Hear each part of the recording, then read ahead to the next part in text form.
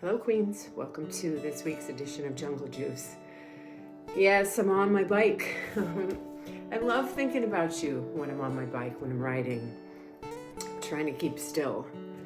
I get excited, and I just start churning when I'm thinking about you and us and all the resources we need to stay awake. You know, we were taught or would like to imagine, or whatever the case is, that growth is linear. And wouldn't that be nice, right? Even our developmental models for the human being's development, we know better than to believe that this comes first and then this, right? Sometimes that's true. Optimally, that's the case. Certain things biologically beget the next thing. It's an unfolding, though, rather than a linear process. So, that being said, I am often wondering into what kind of resources do we need to continually invite us into this healing, this unfolding, this being whole. And one of them I want to share today that I've been thinking about. I'm wondering what you think about this, or what you feel about this idea of resistance.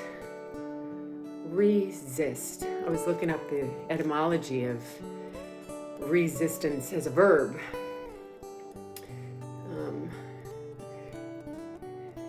In the late 14th century, withstand or oppose, to stop or hinder another moving body. But then later on, in the old French register, they say that it meant or morphed into a holding out against or to make a stand against. But I liked this piece, right, as we evolved. I like to think that we not only took a stand against, that we take a stand for, or withstand, or stand back. And this word intrigues me on a couple of different levels. One is, so often people talk about, gosh, I've done all this work. How come this thing is here again? Why am I feeling this?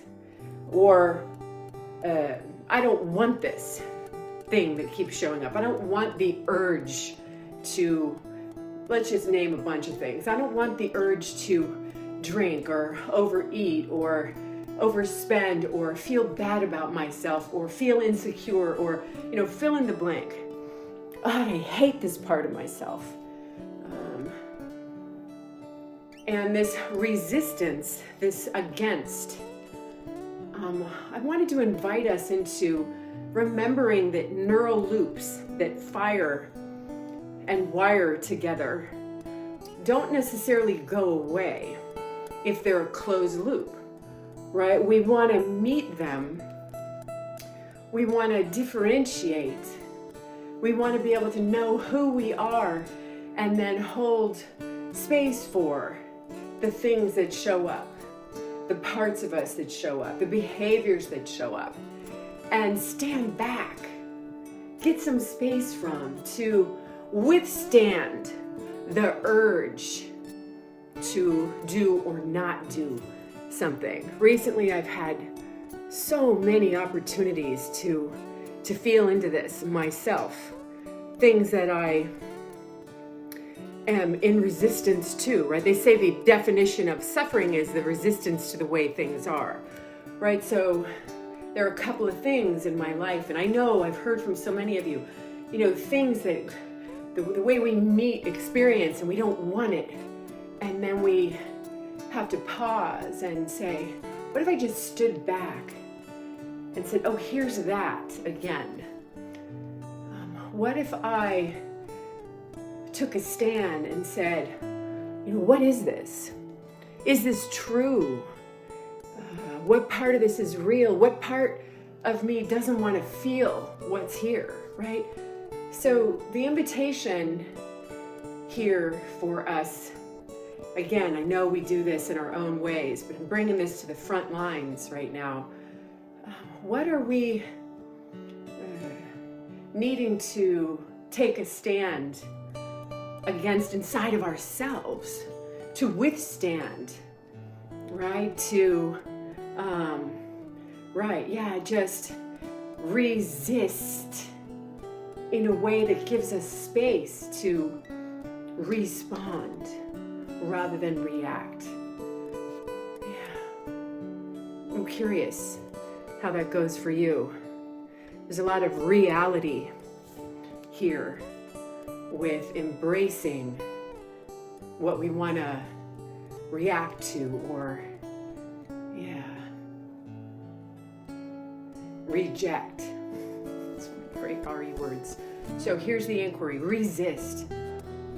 Where are you at with this word? I want to hear about it. We want to hear about it.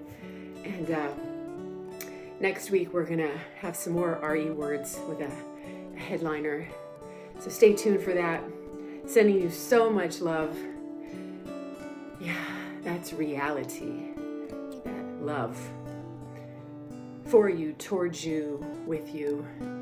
Yeah. Namaste.